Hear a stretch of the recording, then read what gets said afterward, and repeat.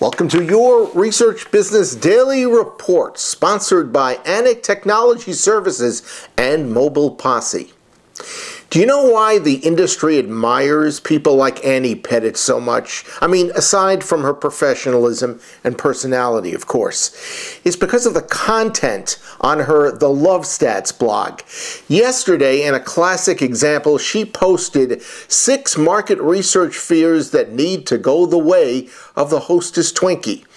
None of us can afford to ignore the obvious and some less than obvious fears that Annie pointed out. Fear of Google consumer surveys, fear of do-it-yourself surveys, fear of new research methodologies, fear of losing norms, fears of saying no to a client, and fear of statistics. 21st century market researchers unite. Follow leaders like Annie Pettit, and we all can't go wrong. Next, we have the final portion of our interview with 2020 researchers Jim Bryson.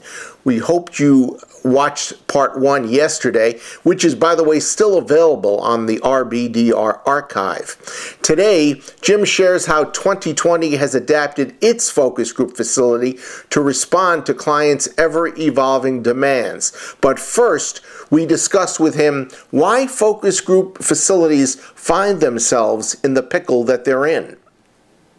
First of all, you really have in the last few years fragmentation of research methods, online research. You've got ethnographies have been big, which are outside of facilities.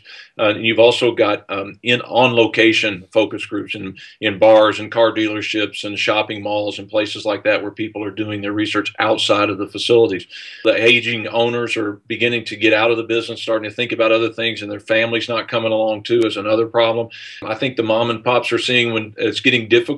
And frankly, a lot of those mom and pops are not, they're good operators, but they're not necessarily good strategists always.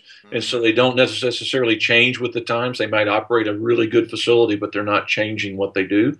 And so and when times change, that causes them a lot of problems. You obviously operate a facility yourself, but you've taken some steps to try to insulate yourself against focus groups becoming obsolete. Give us a little detail about that. Well, just on a big level, and we've gotten big into doing online research. So we do a ton of online. It's actually a huge part of our business, and we've integrated that into our facilities as well. So we've developed a homework tool, and we've developed some other uses that our facility kind of emerge between facility and technology to upgrade our facilities and make them better able to meet the needs of researchers today. We've also we'll look at our facilities strategically differently as well. We look at our facilities not as focus group facilities, which is the usual terminology. We really look at them as local logistics organizations. Our job really is to take care of the logistics in our markets, whether it's in our facility or whether it is in a bar or a dealership or wherever it might be. We get those participants and we make sure that the research goes well if it's in our market. And that's a different mindset, a different way of looking at our business. Mm-hmm. Is the technology that you and I are using right now to talk to one another, is that doing kind of the final death knell to focus groups as we see it because of how easy and how inexpensive it is to do this electronically?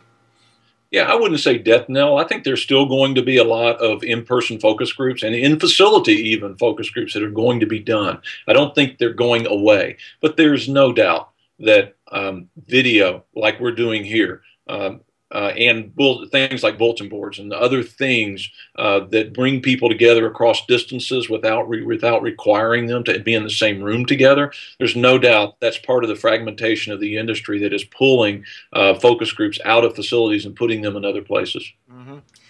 Fewer facilities would obviously potentially have a huge impact on cost, because it would be the owners of those facilities that would more or less be in more of a driver's seat.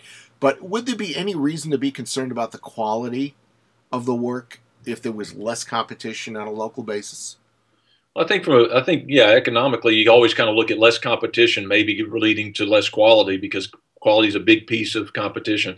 It will be incumbent if the number of facilities is reduced dramatically. And I don't think that'll happen soon, but over time, if that happens, and I think it will be incumbent upon the research buyers to be sure that they're getting the quality that they expect and the quality that they deserve. And they'll have to do some monitoring of that if that does come about. That's your Research Business Daily Report, sponsored by ANIC Technology Services and Mobile Posse. We hope you have a great research day, and please join us again tomorrow.